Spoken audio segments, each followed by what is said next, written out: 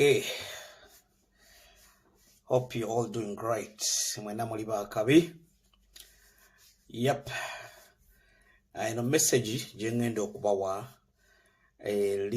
targeting specifically abaana abali mu Gulf countries, abali mu Asian countries, abaana abali mu like UAE, abali mu Saudi Arabia, abali mu Kuwait, abali, in those Arab countries.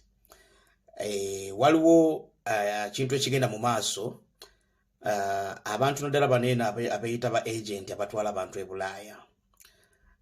Abamu bali fake agents, they're not real agents.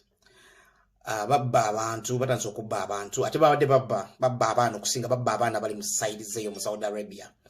Babalimbalimba nti mu Europe, nkutwala mu Europe ogenda kukola mu kiyumba. Europe teri biyumba. Ekyo saagala muntu yenna akulimbelimbe. Europe, America, Canada teri biyumba. Europe, America, Canada teri biyumba. Tebiriyo. Ate teri muntu gwe bafunira visa ya Europe oba Canada ku milioni 3. Ekyo saagala badde mbakuba balimbe. Bagenda babbira bwereere.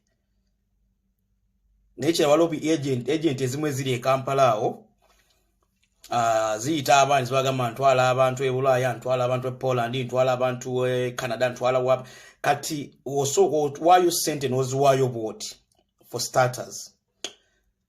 Nga batandika okudiverting okukyusa okujja ku mulamwa nga bakuwanvuya.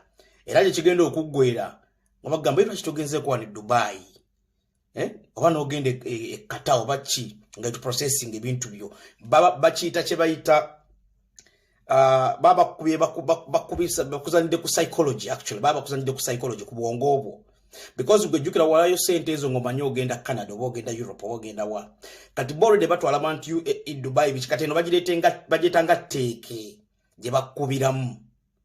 So abaana abali mu Saudi Arabia, abali mu Asia mubeere smart. Nenga aliwo abantu abatuufu, of course, abatwala abantu e Bulaaya, abatwala abantu outside countries, of course gye bali abatuufu gye bali.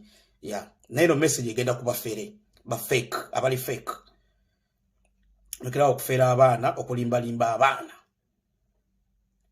Kiwulira eno Europe teri biyumba, tebiriyo. Teri biyumba. Abantu bakenda ku mirimu gyabwe ejiri professional ejiri unprofessional. Balina amayumba go, they sleep in their houses. Teri mtu ogenda kuyingira mu nyumba ya Muswidi oba ya Mujamani oba ya Mungereza mb'osula omungako simanyanga ng'oli mu kiyumba mb'olongoosa nyumba biki ebyo. Tebiriyo. Wano companies ezirongoosa amayumba, ezirongoosa offices, companies, registered companies. Si muntu nti yaze kusula mu nyumba, so tebaddamu kubalimbalimba. Yeah, eno message egenze ku baana abo abali mu Saudi Arabia. Kwa mukwano gwange yankubira masimba linga abantu bana ngabanga nti atuyambeko.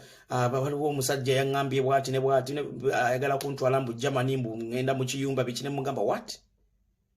Tebiriyo, bagenda kubabbira bwereere. So mbeere smart, temukkiriza kubafera, mubeere bulungi, mwebale kukola abaana bali mu Saudi Arabia, bali mu mwenna abali mu those Gulf countries. Bamanyi ebiri obulamu bweyo si bwangu.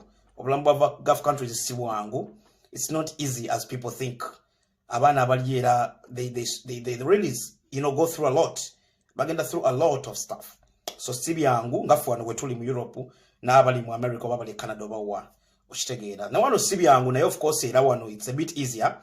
It's a bit easier okusinga eri. It's like it's too dangerous. Naddala ku muddugavu. Yeah, so abaana ababeereyo, I respect you, big up. I love you so much. You're working really hard. Nechirala temwesiga bantu na sente zammwe. That's all I can say for now, and have a good time. Bye bye. Cheers.